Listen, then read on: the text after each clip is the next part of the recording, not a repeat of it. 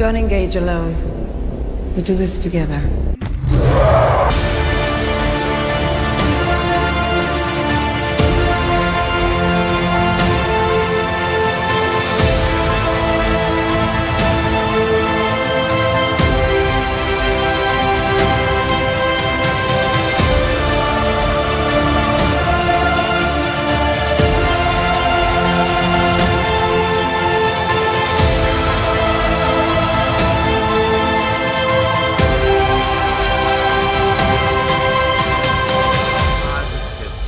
Yeah! We got it! We got You 52 booklets. it! Somebody clip this for the love. Welcome to Comics League Movie Night. I am Jared. First off, Lad has made his triumphant return as promised. And today we are talking about a bunch of different topics. I'll bring the guys in before we go over the agenda for the show. So,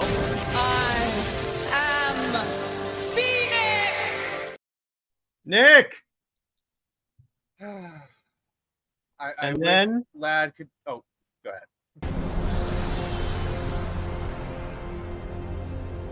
All the hopes and dreams of Krypton live in you now. Yes. Hello, Teladia. All the hopes and dreams of Krypton live in me now. And then we're screwed. Hey, what's up, Master Sergeant? No, this is the original Comics League co-founder, as a matter of fact. This is Lad. I'm a good friend. It- Yeah. How's it going, Master Sergeant? So, and yes, Teladia is here. So, okay, so we're going to start off.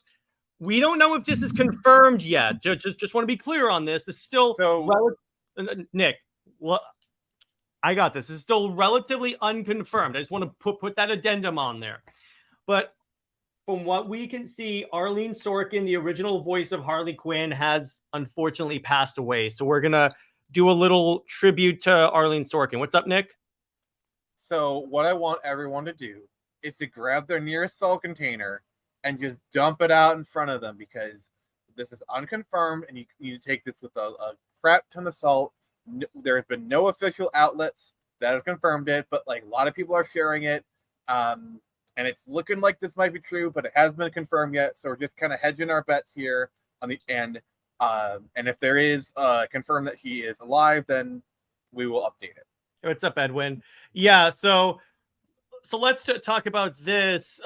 She did. So, yeah, so we're gonna treat it right now like she did. So the thing about it is, you got to understand this.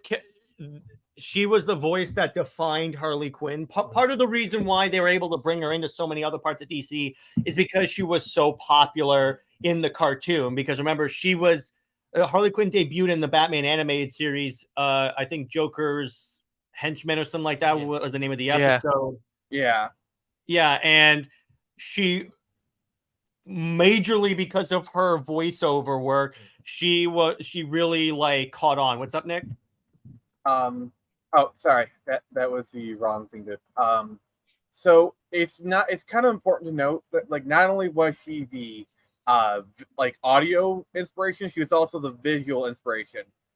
Check the winner's circle. I just posted a picture, a comparison, like because the real inspiration for Harley Quinn was a character she did on Days of Our Lives. And if you look at the picture I sent in my personal chat, the winner circle, I posted the wrong one. But it's fine. It's fine. I got it. You'll see the comparison, and yeah, it is very obvious. Oh, wow. Where like look at these two people. Yeah, it's very clear, like the inspiration. Didn't she also voiced Harley in one of the Arkham games, right? Yes. The first one.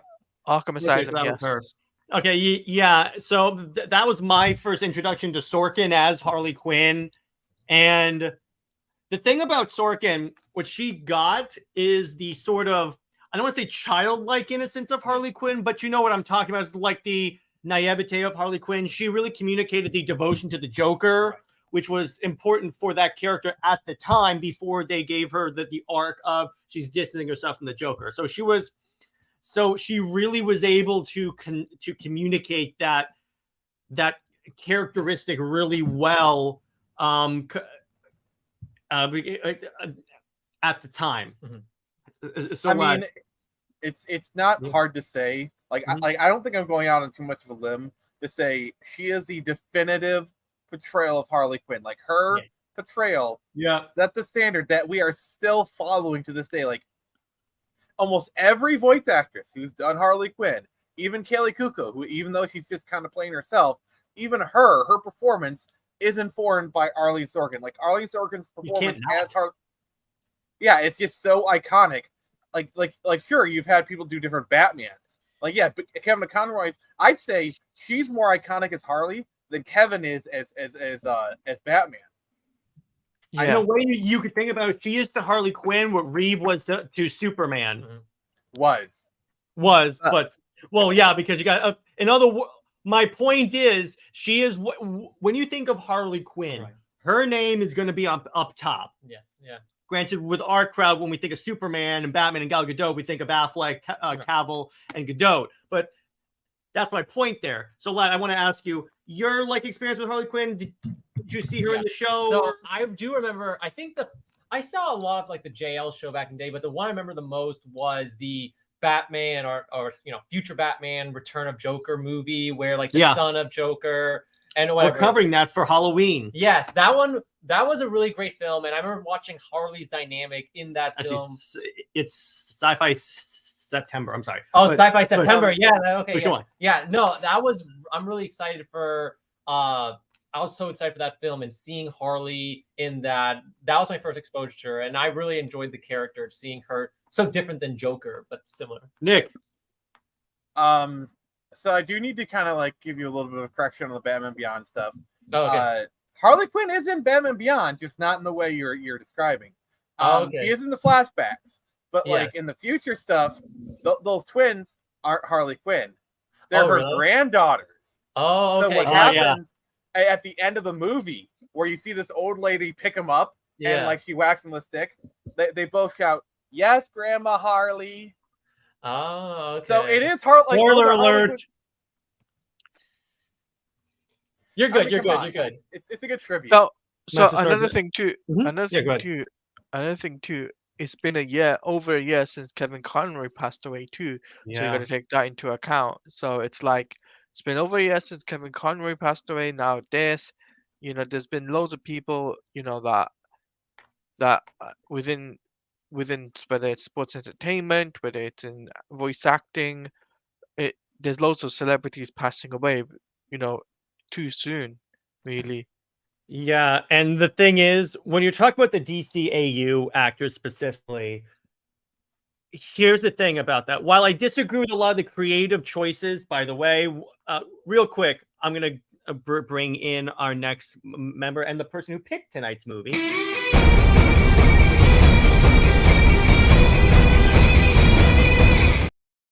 Sammie! Hi. So we're talking about, it's pretty much confirmed that Arlene is dead. So what I'm saying is that when you're talking about the DCAU, granted, there are a lot of creative choices, and I've said this many times on the show that I disagree with. The thing about those characters is that for many, those are the definitive versions of these characters. Like Kevin Conroy Batman's an excellent example of this. Arlene, George Newbern is Superman.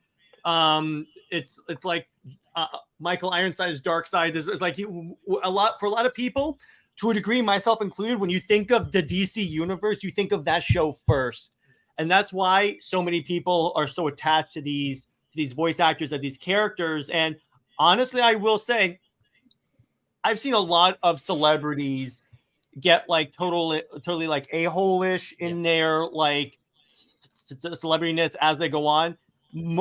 About 99% of the DC voice cast, Arlene included, have remained the most kind, down-to-earth people you will ever see. So I need to get kind of I know we keep talking about why is this happening so frequently all of a sudden. Here's the thing, you guys okay, I'm gonna try and dial it back because I was being a bit dickish with what I was about to say. Mm-hmm. So the thing you got to realize is most of us are in our 30s, and a lot of our heroes from the 80s or 90s, they're getting up there in years. Most of them are at their earliest, their 60s. Most of these people are in their 70s or 80s. Like Bob Barker recently passed. He was 99. That is a good year. 99 is a good, I'm sorry, there's no doubts about it. 99, that is a good age to go. Like that is a full freaking life right there. And Arlene probably was, I think she was 67. Like that's a little bit early for someone to die, but not like crazy young, you know? Like I had an uncle die in his 40s. That was young. But like 67, it's a little young, but not like crazy, you know? But anyway, so since Sammie came in, I just want to bring up, Sammie, your thoughts on like Arlene Sorkin as Harley Quinn and of her passing? I mean, it's terrible news, to be honest. Like, we've lost Harley and Batman. Like, it sucks. Yeah. She was such a good, well, like, it wasn't even that she was like a version of Harley. Like, she was Harley. Like, she created the character with them on the show. Like, so I don't know. It's, yeah. When you think about it, going off of that, Sammie, when you think about it, everyone else was just different versions of her. Yeah. That's really the way you got to think about it. It's different with Batman because there have been other versions of Batman in the previous, but you have to understand there was no other Harley Quinn before her, obviously. I mean, the fact that literally the visual inspiration for her character was a character she played on a TV show. So like she is the physical, vocal, and mental embodiment of the character, you know? It's like looking at it's like a Karate Kid, and it's like, oh, we want someone else to play adult Danny LaRusso other than Ralph Macchio. Like Ralph Macchio is Danny LaRusso. Yeah, you can't do that. I'm sorry. Like we were talking about Cobra Kai before this, and like I'm literally wearing the T-shirt. Cobra Kai, do or die. Now I can say that. Thank you. Now I can say that. Well, no, Cobra Kai never dies. That's never dies. Okay, sorry. I keep getting that confused. Cool, that was cool too. So, but still. But I was gonna say, like, the whole thing, it really sucks, and I think the comic book community is probably this is gonna really affect them for a long time, considering the fact that was, not only Arlene passing away now, you got Kevin Conroy passing away last year. It's all, but it's gonna add up. And I'm gonna announce this sadness, now. if you know what I mean. Yeah, I'm going to announce this right now. The next Comics League fan edit, which should be coming out either end of this week or next week, will be a Harley Quinn or an Arlene Sorkin Harley Quinn BTAS tribute. What's up, Nick? And since you said that, I will also say, go ahead. If it is confirmed, which like it probably will be, but I will most likely be doing a Harley Quinn tribute stream this Tuesday, and all of you guys are welcome to come there. We're going to talk about Harley Quinn, the character, and what she means to all of us, and kind of just give our own little like eulogy for her. So, yes. So on that note, what do you guys say we, for right now, transition over to our main topic of discussion? In the meantime, the last thing I will say on this is R.I.P. Harley. Now, to our main topic. That's actually kind of fitting. Yeah, I know. It was like it's Batman. So we're talking about Heart of Stone. Now, what's really cool about this movie, I was going into this more anticipating than usual because particularly when Gal Gadot said, because they asked her, would you consider playing a female James Bond? And she goes, well, no, because let the guys have James Bond. The girls can have Rachel Stone. That way we all have our heroes. We don't have to replace them. So I'm like, thank you so much. I agree.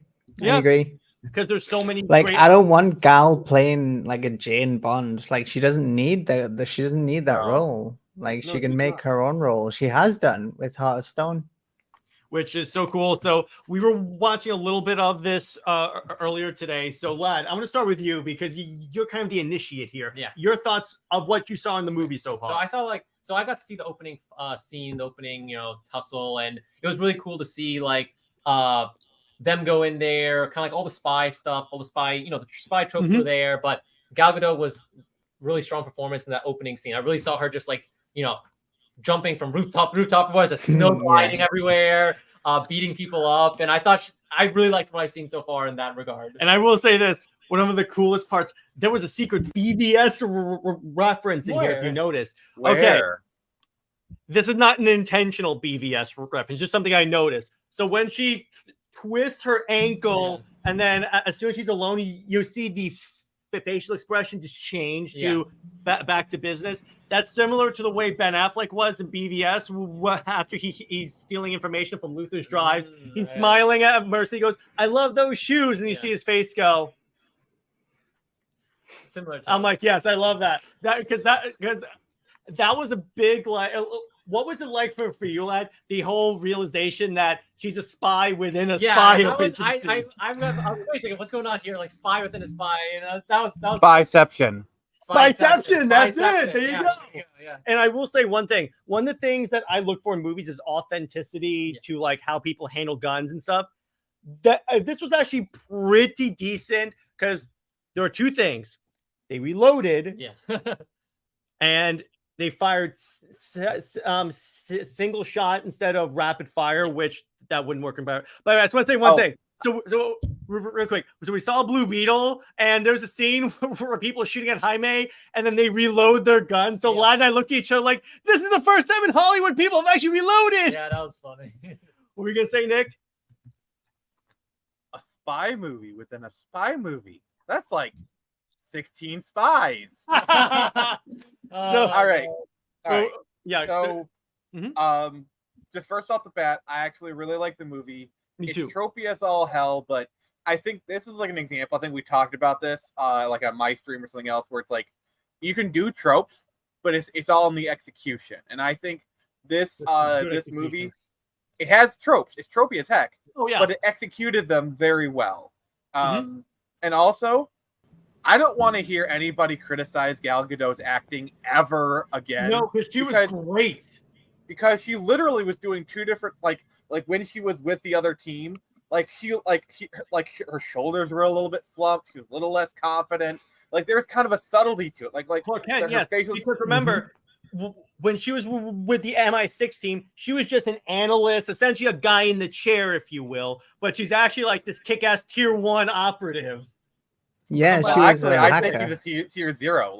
No. Real quick. So the term tier 1, I just want to clarify that because I'm gonna be using that term a lot. In the military, there are like two tiers of operational units. Essentially, tier 2 are like the Rangers, the Green Berets, the regular Navy SEALs, and all that stuff.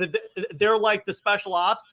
But tier 1 are the special of the special ops. That's where you have, hey, what's up, Nix? That's where you have like SEAL Team 6, Delta Force, and all those really SPD, nice. But essentially, SPD emergency. When you need something done without anyone knowing you were there, you send in the tier 1 guys. What's up, Nick? I would actually argue like he's even above like a tier 1 because like she was like when she was undercover in MI6, which MI6 is like the equivalent of the CIA, right? And that like that was like that was tier 1 for Britain, and she was even above that. So like that, he was so cool. Like I would say the charter is like being like a 00 agent. Like he was essentially a 00 essentially agent. Yes. So like getting back to what I was saying. Yeah, that's the equivalent of what it's supposed to be. Mm-hmm. So continuing. Yeah, and like getting back to like where her acting, and like so like like there's kind of like a subtlety to it, and like the way she switches. Like probably my favorite is the scene afterwards where her team is getting like he's rescuing her team, and just look at the way she's acting with her team. Versus before that, like the scene before that, and I'm sorry. Okay, there you go. Yeah, I was like, what happened to Teladia? It's just such, it's subtle, but it is pronounced, and I really enjoy it. Yeah, and that's one of the reasons why I love Gal Gadot as an actress because she can do that. She even did that kind of with like Wonder Woman when she goes from like this innocent like. Childlike, if you will. I'm using that term a lot, but you guys know what I'm talking about. Like in the beginning of the movie, but then when she goes into battle, she's like a hardened warrior. So, Sammie, I want to ask you this. So, since this was your pick, I want to start with you. Your thoughts on like Heart of Stone in general, what you enjoyed about the movie, what made you choose it, etc. Well, I love the movie. Like, obviously, I'm a massive Gal fan. Yeah, I really love the movie. Like coming from Wonder Woman, I was happy to see Gal get her own sort of like franchise, especially when like after Wonder Woman 84, it was like Death on the Nile, I think it was. Yeah, definitely. And Yeah, and that didn't really do well. And then there was that other and one. she was like good in the, Red Notice. Yeah, that's what I was thinking of. Which was fun. Yeah. With Red Notice is fun. I hope we get more of those. Red Notice is really good. like- Apparently they're gonna make a sequel, but I don't know. But to be clear, this is her first solo franchise where it's just her. Mhm. Yeah, she was she was more of like a supporting role in that movie because it was more about The Rock and I can't remember his name. Ryan Reynolds, yeah. So you could say the hierarchy of power of the spy movies just changed. You could definitely say that. Can we get that? It looks like Wonder Woman's on top. I need that as a clip. Yes, I need that as a drop. I'm gonna do that. I mean, Wonder Woman is always on top. No, Nick. Keep it PG, Nick. Yes. Keep it PG, Nick. What? Okay. But yeah, Oh, I thought it was a really strong start to what could be an awesome franchise, and especially with the way that the movie ended with Alia Bhatt. I'd love to see more from the two of them in a future movie. Like, I want to see them two working together on the next spy film. Yeah, I thought it was amazing. I'm all in. Yeah, and again, there was potential. I think that because it was strong start, it had even on the streaming charts. I think there is the potential this could be the next James Bond, if you will, this next big spy franchise that like explodes. It could be the next like Jason Bourne and such. So, Teladia, your thoughts on Heart of Stone? I think his internet froze. Nick, more of it. Actually, so I wanted to go to Nick because you said you had like a lot of analysis on this movie. So, what you got, brother? I just want to say, Teladia is so in awe of the movie. It's just frozen. His Matrix just glitched. yeah, he's like, I mean, just look at that facial expression. He's so amazed by the movie. No, he's in the chrono ball right yeah. now. Oh, dear It's God, literally why did that you do meme where it's like my mind's just frozen. Oh, there you go. Dan. But anyway, so Nick, yeah, continuing on with your thoughts on the movie. So one thing I really enjoyed about the movie is it had some really strong themes of like emotion versus like instinct versus like just like the numbers game. It's a trope you kind of see in a lot of like the Daniel Craig movies of like it's like you know in Skyfall when he's having his first conversation with Q and he's like, I can do your entire job from my pajamas on my laptop before I have my morning croissant, you know. And he's like, sometimes a trigger needs to be pulled, you know. It's like the whole like, oh, we can run everything by numbers and like the entire like, oh, probability versus like human intuition, like, you know, man versus machine, basically, if you want to distill into That's into what that is. You can take it. I'm sorry. Go ahead. And really, like, the title is very clever because Hearts of Stone, it's a play out the phrase Heart of Stone, which means to be an emotionless, calculating, like that, like the Charter want her to have a heart of stone, but she can't because she's got Gadot. She's Wonder Woman. There you go. You really can. And so it's basically. I mean, yeah, I kind of see what you're saying. And so the arc of the Charter is to learn, okay, the heart, it's a great tool, but we can't like rely on it to do everything. So like, you know, sure, they'll use like the heart. The heart is a great tool, but like it's because remember in the movie, Agent Stone, what's her first name? Rachel. Rachel was basically predicted everything. Like, she was right. She was right on the money about this kind of stuff, and they ignored her because, and in the opening scene, you know, it's like, oh, predictions are going off. You have a 30% chance. She made her own luck. Like, from the very first scene, like, this film has some spots where like the writing is weak, but when it comes to like the characterization and like all that stuff, it is like really strong, really spot on. And whoever wrote this movie, like honestly, they are really talented. Yeah, and the thing is, like, you can take it as kind of like an analogy to the U.S. Use of drones in war, because it's kind of like the whole idea is as how, oh, we could replace all soldiers with like autonomous units, but the thing is that you lose the human instinct that comes from that. Mhm. Yeah, I mean, I think that was the point. Like, I think this movie was quite a like on the nose conversation about like the use of AI in today, like in today's world. Yeah, and when you think about it, You this know, is because we're also- not far from that, to be honest. No, we're not. We're really not. You know what's crazy? This, if you look at like the story, the theme, the beats of this movie, it actually lines up really well with Winter Soldier.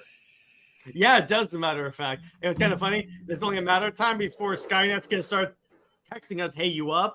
Yeah. Only a matter of time. But the other thing is like, inevitably, whenever you have a group that uses like predictive algorithms to dictate how they do things with Miguel, yeah, it's like, guess what happens? They become too reliant on those algorithms, and then guess what it leads to? It can lead to mistakes, and the organization is crippled, like it is in this movie, when that capability is taken away from them. Yeah, there's plenty of there's plenty of stories out there about relying too much on algorithm. Wall-E, perfect example of that. Yeah. If you're an old school gamer, what is it? So it's a game, Phantasy Star 2. Literally is all about like an AI kind of like, and it's just because AI, if it doesn't ruin you, it just causes stagnation. Because if you just give yourself solely to the machine, there's no reason for you to strive, no reason for you to innovate, and the species itself stagnates. For a second there, Nick, I thought you were going to start talking about how much you love Starfield. when he stuttered on the word star, I was like, "Oh, is he gonna say Starfield?" Well, I was about to say Star Ocean 2, but I'm like, no, that's not the one I was looking for. No, I was looking for Fantasy Star 2. Yeah, but and the thing is like, and the thing about it is like, this is showing this is what happens when you become too reliant on technology. You kind of screw the pooch. Honestly, it doesn't really work out. Right. Now, lad, actually, as an engineer, lad, your thoughts on this whole theme and idea for this? Yeah, the whole AI side was really cool because I did dabble in that a little bit.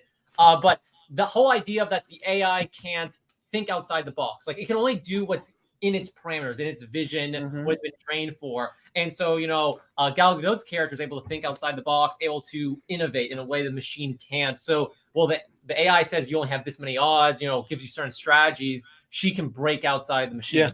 And by the way, so the way it's going to work, Master Sergeant, is that I do have the capabilities for channel memberships and super chats. I just haven't set that up yet. Yeah. I will be doing that. I have all my tiers like formulated on what I want to do. When that's done, I will be throwing that out. And Nick, what's up? Well, Master Sergeant, if you want to start throwing cash at someone, get people to subscribe to my channel because I'm really close to 500. And once I get monetized, I will be opening up channel membership and super chat. So nice, it's all good. Yeah, so we're all growing, and you can start throwing cash at us. I'll send you my Amazon wish list. No. Sammie's gonna drop her Amazon affiliate link, and it's all Wonder Woman merch. Nice. It's all Wonder. Yeah, it's literally all Wonder Woman merch. Whenever you buy anything that's branded Wonder Woman, she gets 0.2 cents of that sale. Yeah, like literally, literally, Sammie's Redbubble is just Gal Gadot's head on a T-shirt. That's funny.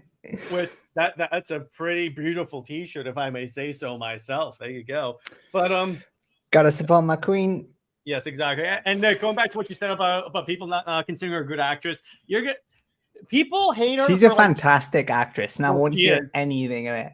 People don't like her. Get this, just because she's Israeli and she had like that whole interaction about the Middle East. But I'm like, what does that have to do with her playing these characters? I will say this: nothing. They just want to hate. I actually think it would have been like a better moment. Like, imagine while she's with the MI6 people, she has a British accent, but as soon as like she's away and she like becomes like Heart 9 or whatever. He drops the British accent Israeli. That would have been such a more impactful moment. Like I would have loved that. Like she's using like a British accent through it, but like as soon as she does it, she just does her natural accent. I thought that would have been a great marker transition. That's what I would have done. That's true. That could have worked. That was the other thing that I was wondering, and I'm I like, watching. I mean, I'm fine with it the way it is, but that would have been. I mean, it doesn't break the movie. It doesn't break the movie. Yeah, because spy agencies in like the UK and stuff recruit international people all the time, so it's not entirely unrealistic that would happen.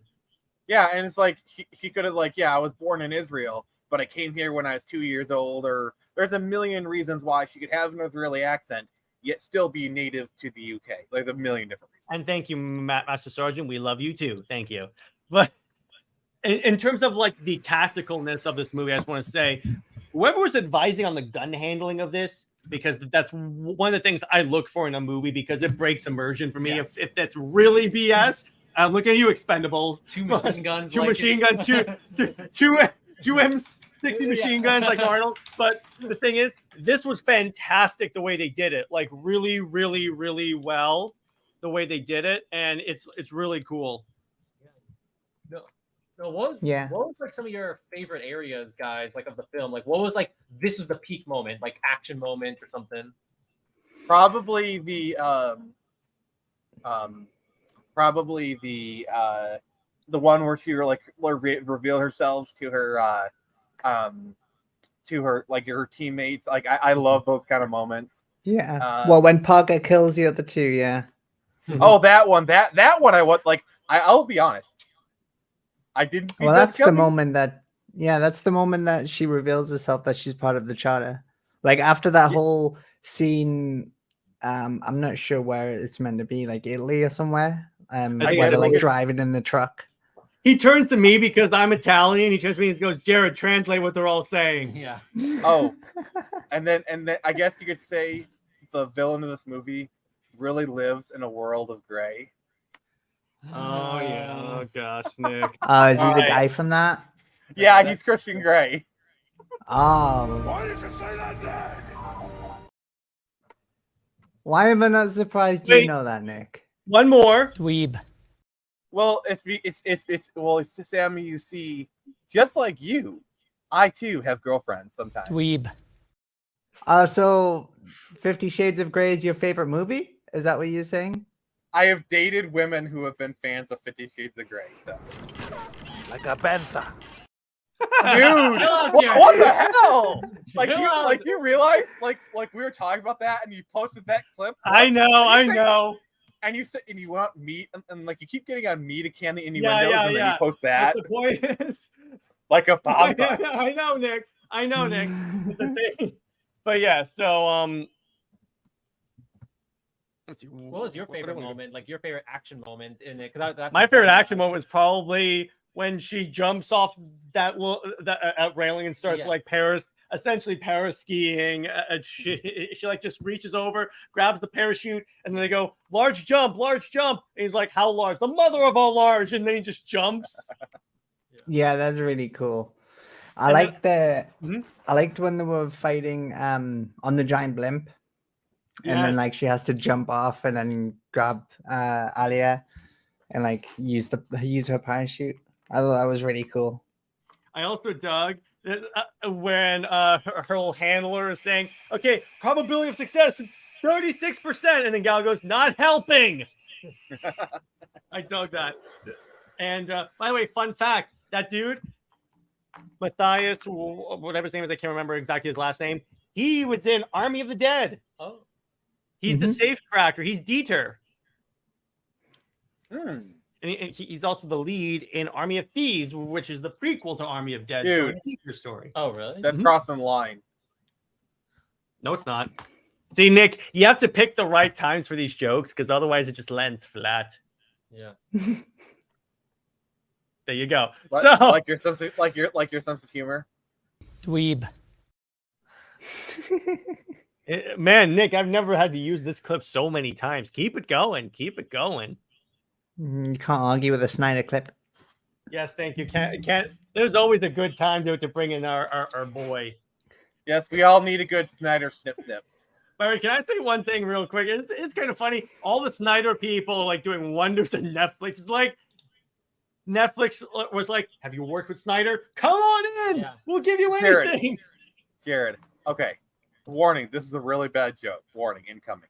So if I get a haircut and like I get like the Zack Snyder's Justice League on my head, would that be considered a Snyder cut? Now we have a choice here. We either sit and wait or we take these flare guns and do something really stupid. Yeah, so you're doing Gotta T-Time admit, Joe? That's bad. That was a very bad joke, but it was at least fun. Yeah. There you go. So, hey, Teladia, your favorite parts of Heart of Stone? Whoa. What was that? Good timing. The double crossing. Yeah. Because you don't sit, there's nothing they do that sets that up. And I'm like, oh. Yeah. Yeah, that was dope. And by Teladia, since you had to leave earlier, I'm sorry, go ahead, Teladia. Yeah. Yeah, he's kind of like yeah, for go. me, the movie. Am I okay? Yeah, you're good now. Okay, so my favorite part obviously was the double cross between the one of the agents. Mm-hmm. You mean Parker? Right. Yeah, Parker double crossing Rachel Stone. That really surprised me, and it was my favorite part because you get to see like they go back to what happened at the beginning of the film. They explained all the details, and that really was interesting. How that happened, and it was very very interesting, and of his backstory we learned as well. Yeah, because what's interesting about that is that you see this with Parker's origin. It kind of shows that like he's not exactly like a hardcore evil guy. It's just as the case with a lot of like this is a trope of spy movies where like one spy leaves because they feel like they're only seen as an expendable asset. But still, it's still, to Nick's point, it's still used very well. What's up, Nick? So you're saying like the main villain guy, he was neither a black nor a white villain? What was that? Like the main guy, the main villain guy. You're saying he wasn't a black and white villain?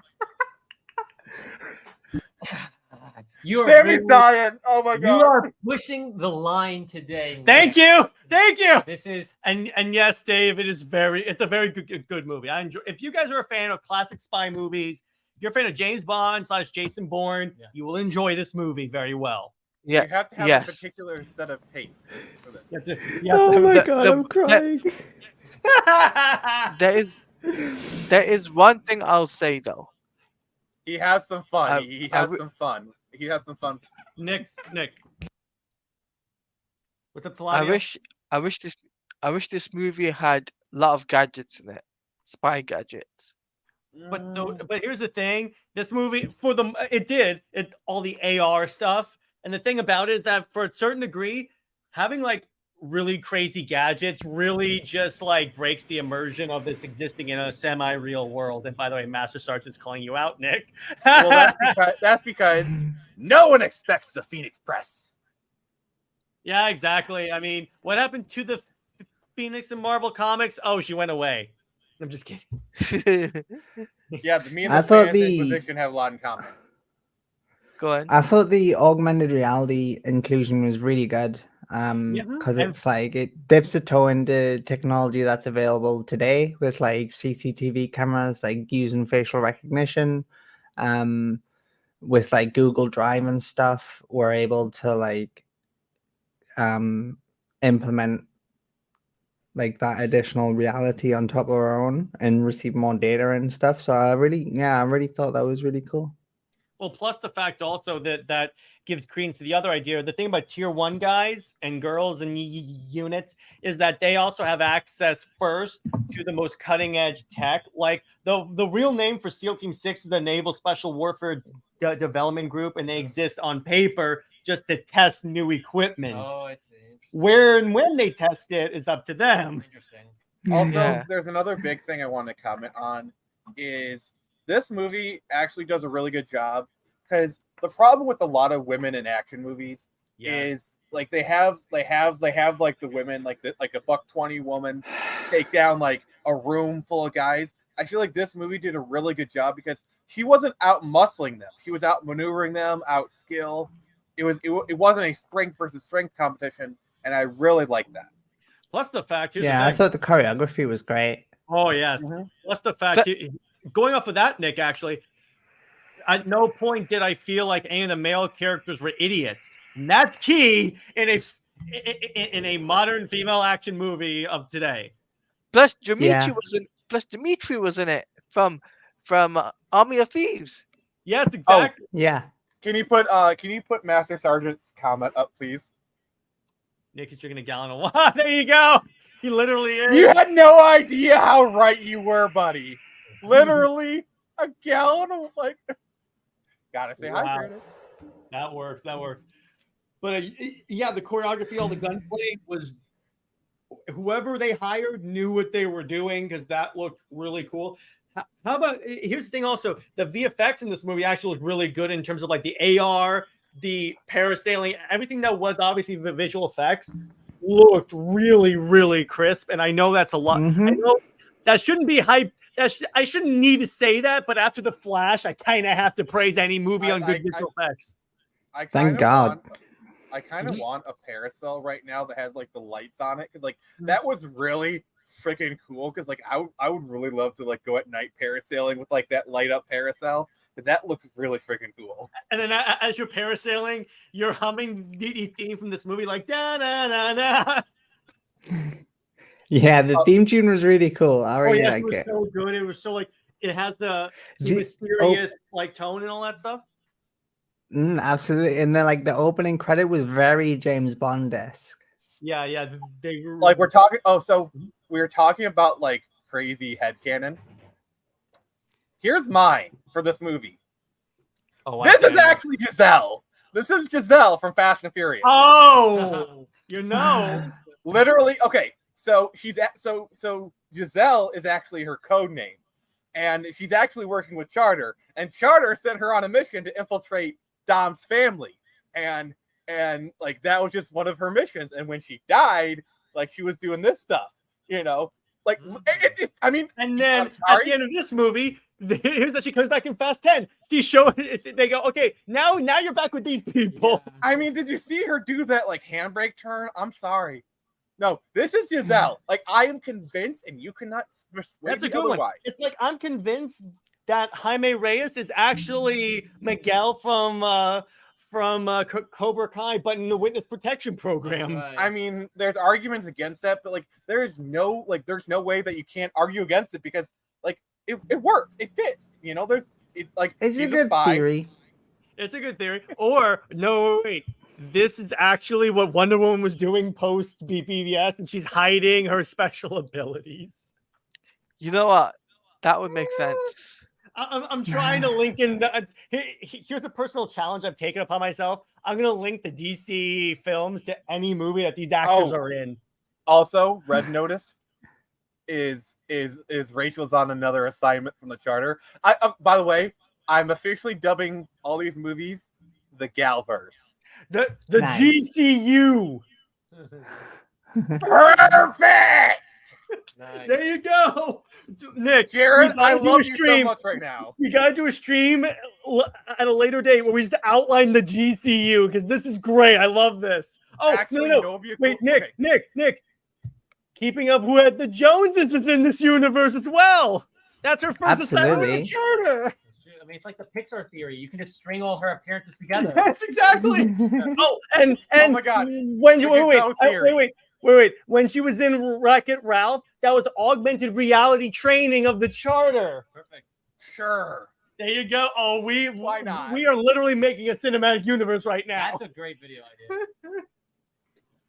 Oh my God. That is fantastic. I think I accidentally stumbled onto a gold mine here. And then Ben Affleck started as Daredevil, but that was actually Bruce Wayne during his training trying to learn about the criminal element. Yeah. Sure. But I was gonna say, like, Heart of Stone is definitely one of those spy films that can probably stand the test of time if I must say so to myself. I think so because Everything looks good. The writing is on point for most of the movie. I agree with you, Nick. There are some points in the movie where the writing kind of lags. It doesn't get bad. It just gets okay, but it stays relatively baseline good. So it has the potential. Plus, Gal is an evergreen actress, so she'll always be popular because she is Gal Gadot and she's awesome. And the way I see it, that's why I say this will be a large franchise because the potential's there. What's up, Nick? Okay, so this one is a little bit off topic, but I got a crazy connected fan theory. So, you know how Kick-Ass has both Quicksilvers? So here's what it is. Oh no! The MCU Quicksilver, he was actually adopted away from Sikaria, or what was it called? Sokovia. Sokovia is where Silver Sable's from. Sokovia, okay. And he was raised by his dad, but he's actually Sokovian. And then after his father dies at the events of Kick-Ass 2, he actually finds out he's Sokovian. He goes back to Sokovia, finds his sister, they start living with his sister, then the rest of the MCU events play out. And as far as the other Quicksilver, basically Quicksilver doesn't age because he goes see the movies. And this takes place in the 2000s. So what happens is, at the events of Apocalypse, he kind of leaves the Xavier Institute, moves to New York, and he starts to become friends with that guy. All right, can I say I love Master Sergeant's comment? Oh, wow, you guys are racing far beyond what I know than Teladia. So back to Heart of Stone. Yeah. Somebody's got to keep us honest. No, Master Sergeant, what we're doing, we're putting more thought into the GCU than every MCU creative is putting into the MCU. But you know Can what? I You know just say what? I love that term. Yes. But you know what also could be tied into this? What? Heart of Stone? Fast 10? Yeah, because the way you can tie this in, that's the sequel to this. She shows up in the submarine because the charter loaned her a submarine to go pick up Lottie and Cypher. It's about family. It's all Family. about. And then that's what she said when she asked for a favor. They're like, why do you need a submarine? Yeah. It's all about family. Yeah, basically the reason she left is she determined the family was not a threat. And that's why like he decided to kill herself off. But like, there's some really bad stuff happening. We need someone on the inside. Oh, by the way, so we're reactivating your Giselle alias and go in there. And then it turns out this entire thing, she actually is Wonder Woman, and she's faking not having powers, hence how she escapes from the car. Because that way you can tie in Wonder Woman 1. Wonder Woman 2 was actually a fever dream. Like it never really happened. She's like, for some reason I was dreaming it was the 80s, and Steve Trevor came back in some man's body. It was really weird. Now I want an SNL skit where like she wakes up in the bed, like Wizard of Oz style, and like you see like all the other like DC characters. It's like you see like Ben Affleck in like a farmer's outfit with like a pitchfork. Yeah. That would be great. And you were there, and you were there, and you were there. Yeah. What we're doing, by the way, to help you guys visualize it, you ever see like the cork board that has all the red thread going throughout it? That's what we're doing right now. You know what it is? Coincidence? You know I think not. do you know that? No, you know what this is? It's that Big Bang Theory meme. I don't need sleep. I need answers. Yeah. Oh my god. Yes. So future stream, we're gonna create a timeline for the GCU. Yeah. That's gonna be awesome. I can't. Wow. What? We're going in quite a new direction, aren't we? And then I'm gonna create the Zolo cinematic universe and fit in Cobra Kai and in the DC universe. Oh, Jared, this GCU thing would actually be a good discussion topic for Comic Watch. It could. By the way, I got it. It's not witness protection. Bruce Wayne comes to Jaime and goes, I need you to go undercover in this karate school because I think Deathstroke is training assassins there. There you go. An assassin. John Kreese is Deathstroke in disguise. And then he enters it. It's like, Mr. Reyes, you have entered a world beyond your imagination. Yes, What? exactly. I'm come to recruit you to the Justice League Initiative. So Samuel L. Jackson shows up, and it turns out it's a multiverse time travel. Yeah. And with Keaton also, both of them. With together. Keaton Batman, yeah. Also, no. Samuel Jackson's character is Anthony Waller. Okay, there you go. I'm And then what gender bent Amanda Waller. Actually, yes. And by the way, so and then Rebel Moon just takes place in the far future of the RCU, the Ray Fisher Cinematic Universe. Is he in it? No. So you know how Star Wars takes place in a galaxy far, far away? Yeah. Rebel Moon takes place in a galaxy far away. It's a little closer than far, far away. Oh boy. But the point is that And it takes place a little while ago. It takes place a little while ago in a galaxy far away. And then wait, Blood Axe was like knocked out and like he has like amnesia, and that's when Justice League takes place. Yeah. Oh, also, Rebel Moon is a Drax origin story. But Drax's not in it. Nah, you didn't see him. Okay, So crap. He's not in this movie. But the thing is, he was standing so still. You No. didn't see Oh. So you know how Jenna Malone's character is a Spider Queen? Yeah. So what happens is, after she dies, like they put her in a shallow grave, she gets abducted by spider aliens and taken back to the Rebel Moon galaxy. They experiment on her to create a human spider hybrid, and she eventually becomes their queen. Congratulations, Sucker Punch is now connected to the Rebel Moon. And then Charlie Hunnam is actually Oliver Queen. It's just he was abducted by aliens a la Star-Lord. No, actually, what happens is when Raleigh went through the portal, he actually got cloned, and so like when he went through the portal, it kind of created a duplicate version of him, and the other version went to the Rebel Moon verse. And you know what I would love? There was one point when this line is not in the movie, but it's in his head. If this were a comic, what would happen is before the final battle, in his thoughts, Charlie Hunnam thinks, for some reason, I have an urge to cancel the apocalypse. There you go. And Master Sergeant, no, Rebel Moon's on its own thing. Okay. And then actually what happened is that, so what happens is Superman goes through a portal by accident. He's like fighting an enemy. He gets knocked through a portal. Then he gets launched into the Warhammer 40,000 universe and has to go undercover as a space marine. Hence Henry Cavill's Warhammer universe. Sorry, so I love how this started off as a discussion of Heart of Stone, and it turned into let's create cinematic universes for all the actors. I know, right? But anyway, I really enjoyed this movie. Let's go around. How would you guys rate this movie out of 10? I'll start with Lads. Of what you've seen. Yeah, what I've seen so far, definitely like a 9 out of 10. Like everything, there was like no real issues with it. Everything seemed like really awesome. The action, the dialogue, some of the plot twists. Definitely 9 and 10, 9.5 out of 10. Nick, your rating. 9.5. Like it's a very, very good movie. It kind of does feel it feels like a very, very well done TV movie. Mm-hmm. Like it's not quite like cinematic, but like it doesn't need to be really. It's a movie that like if it, like I see it I'm at home, I turn on to TNT and I see this movie and at 2 p.m. and I enjoy it, and yeah. Mm-hmm. Sammie, your thoughts? How do you rate it out of 10? 10 out of 10. I loved it. I thought it was awesome. I mean, as if that was a question. Acting on point. I thought the CGI and stuff was really cool. Like, I love that Gal is a lead role in her own franchise, like outside of DC.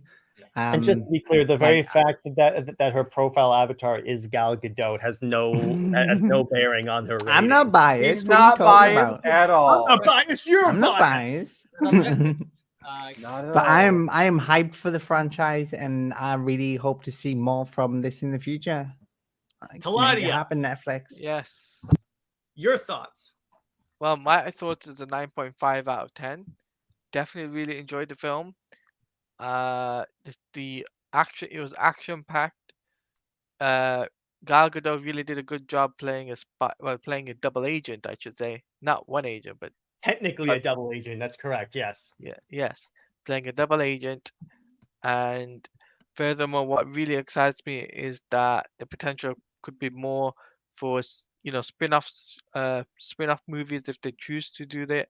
It could be possible, and what's also cool is the fact that Dimitri was in it. So it makes me happy that Dimitri was. You mean Dieter? You mean Dieter? Yeah, Dita. Sorry. Yeah, Like Dita. Dimitri. Who the hell is Dimitri in the Army of the Dead universe? Yeah, Dita in this. Yes, it makes me happy because he's really funny. So I like him. He's cool. Haven't yeah. told you Army of the Dead I yet? haven't seen it yet. I know you're not a zombie fan, but would you be interested in watching that? Possibly. We'll watch it. We'll watch it. It's really fun. But okay. Awesome. But yeah, one more thing I will bring up. This is one thing I want to make sure I brought up. When she's having lunch with her teammates, her MI6 teammates, and that one guy knows the charter exists, but no one believes him. Yeah. This is where you actually really see Gal's acting, because she's totally stone faced. She in no way gives up the fact that you're right. I mean, you can kind of see it in her eyes. Like, there's kind of a little bit of a panic in her eyes. Like, I don't know. I may be seeing things, but like, I feel like her face was stone faced, but her eyes were kind of just like a little bit overcompensating a little bit. True, but okay. But well, I'm not going to complain about extra shots of Gal's face. I think we all very much appreciate that contribution to pure art. It's very wonderful. Would you say it's super wonderful, Nick? Nick, you are on the I thinnest wouldn't. ice I've ever seen. It is like creaking at the moment. Okay. It is cracking right now. Yeah. Like he puts his It's foot down so on the spider web. so super wonderful. It just leaves me batty. He's doing his Superman thing. There you go. I So- love you really responded as quick as a flash. Thank you. Okay, he just fell through the ice right now. So Yeah. in the comments, All right, everybody. Yeah. all right. So like, comment, subscribe, everyone. Drop in the comments in the chat your thoughts on the movie, your rating. I'm very interested in seeing that. Now, next comment. Why is M Sergeant having to go with me? What did I do? No, she said you're clearly biased about saying this movie's 10 out of 10. You're because- damn right I'm biased. By the way, that's a comic League moment right there. That is definitely a comics. That is no. This whole stream is full of Comics League moments with us trying to Jared, critic GCU. Timestamp 57:29. That's your timestamp. We got the Yeah, I'll put that. But all right, so in terms of what's not next in terms of Comics League, I'm going to do that, and then I'll go around.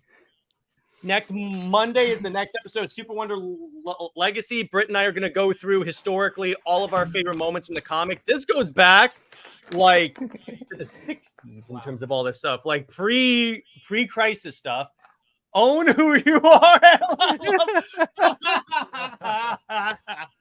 That's good. I love you, Master Sergeant. So, in terms, 06. yeah, 58 minutes. in terms of next week's movie night, we are going to be talking about the Iron Giant as we start Sci-Fi Sundays. Nice. I mean, September. Superman. Yeah, it's really fun. And Also, we are going to find a way to connect Groot to the Iron Giant and Dominic That's such a Toretto. good movie. okay, yeah. So, yeah, in other words, we're gonna do a stream. By the way, in the future, this could be an Under Two Caves episode, at least on this show, and then maybe a Comics Watch on Nick's show, where we create these cinematic universes that seemingly are unrelated. In fact, you could take Zero Dark 30 as what Star-Lord is doing right now in the MCU. What actually happened? So he left the Guardians and is hanging out on Earth. He became a Navy SEAL and killed Bin Laden. So there you go. But Also, yeah. Andy Dreyer in Parks and Rec is actually a life model decoy of Peter Quill. Oh, That's what Star-Lord does on vacation. He just hangs out and plays a bomb. So that's in terms of Comics League. We have a couple more like returning guests coming on, but so be on the lookout for that. Maybe we'll have Rob back on. That's really fun. So Nick, where can we find you and what have you got coming out? All right. So, if you want me to, if you want the puns and you want me to give it to you, you can find me on X. That sounded a lot better in my head. oh my goodness. That sounded a lot better in my head. At the Phoenix Press. YouTube, just search the same. Someone had to Jared? do it. Someone had to do it I because hate- he's not here. Yeah. Jared, I hate you Dweeb. so much. Yeah, you know what? Yeah. Thank you, Sammy. Thank you, Sammy. Give it to yourself. Dweeb. He gave it to himself. Okay. Okay. All right, Navy you can find me SEALs. on YouTube at the Phoenix Press. I'm trying to get to 400 before the month is out, and we still got a few more days, so it is possible. Oh, Right Dave, now, Dave, The Rock is actually a James Bond movie with Sean Connery. It's the legacy sequel to all the James Bond. This is what happened to him after he stopped being a spy. I mean that's actually a pretty well developed theory, by the way. Also, Snowpiercer is a sequel to Willy Wonka. Yeah, that's what I there you heard about that. Yeah. No, What's seriously, there's the video Snowpiercer. I mean Wonka Piercer. What- Sorry. what's the actual Bond theory though? I thought that was really cool. That No, it's The Rock that like Sean Connery's character from The Rock, James Mason, is actually the OG James Bond. And if you look at like the movie and like the Bond movies, it actually lines up fairly well. The only thing that kills it is it is confirmed in the Bond movies that because it goes off the Bond as a codename theory, which that has been debunked several times. Like for example, Roger Moore's character visits the grave of his lover from On Her Majesty's Secret Service, like wife, as a matter of fact. his wife, George Legacy, and it says something Bond. And also in Skyfall, he goes to the Bond estate. I don't like that. See, I think it's much better that it is a code name. You know? Oh yeah, I agree. Like I think it's a much better storyline. I gotta because get I this out of really my- like that theory as well. No, there's something that like I've like this was like my dream Bond movie. Okay, I gotta say this. Like I gotta get Make this it out of the quick, first Nick. time. Make it quick, Nick. All right. So basically, I wanted a Daniel Craig You're on the movie clock. and have the Bond movie, the Bond villain, to be Sean Connery. Okay. Oh. And basically, it would have been John Mason, whoever. You know, just and so basically, you have Daniel Craig. He's going through the hideout, and you see and you have John Mason say, "I used to be just like you," and then they buggered me all away. And it's like, who are you? And then like he emerged, like he steps out of the shadows and says, "Bond, James Bond." And then you hear like the classic. Cool. And then he By the like way, pulls, if no, you no, can- no. I'm not done yet. Get to the point, Nick. I was literally almost done.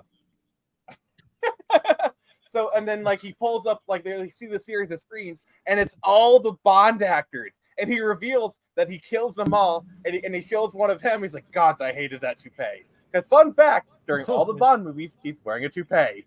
Oh, really? So that's the twist: is he was the original Bond, and he's killed all the other Bonds. That would have That's been cool. such a great movie. That's cool. And by Sounds the way, like the if you multiverse consider- of Bondness. But wait, speaking of multiverse, if you consider the Roger Moore movies a divergent timeline, it works. Yeah, I like that. So there you go. So, what else have you got coming out, Nick? All right, so we got the Avatar rewatch, and then in about a half an hour, which I really should have ducked out, but like after I finish, I'm going to duck out.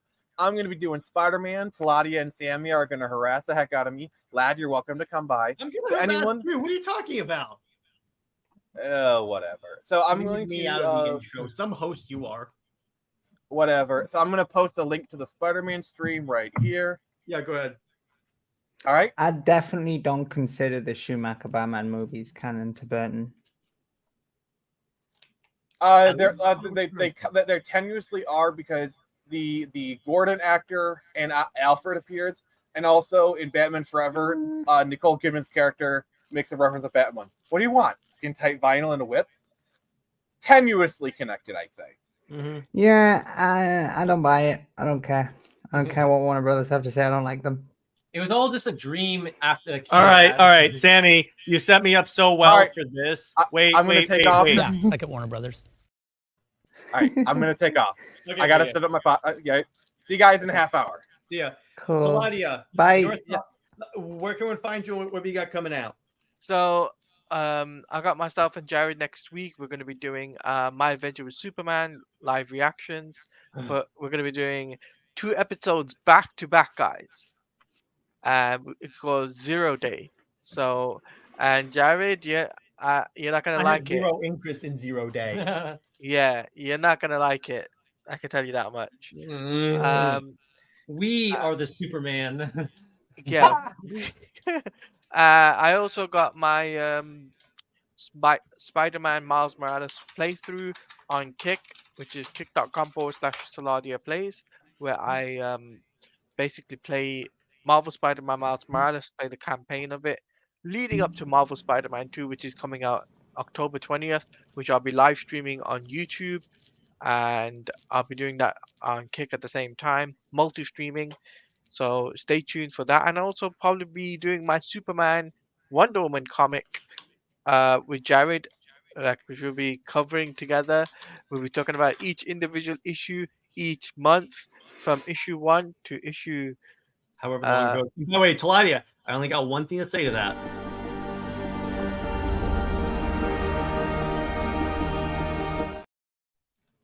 There you go. Yeah. Yes. It needed to be. It needed to be It's a pretty said. bad ship. Hey! You're in my house now, lady. You're in my house. I mean, Sammie, don't go there. Don't go there Trust because me, you don't want to go to war. No, I'll go there You because I'm the only one left on this side, and I'm going there. Like, you all turn coats. Raptor from Jurassic Park. You come out at the sides, jeez.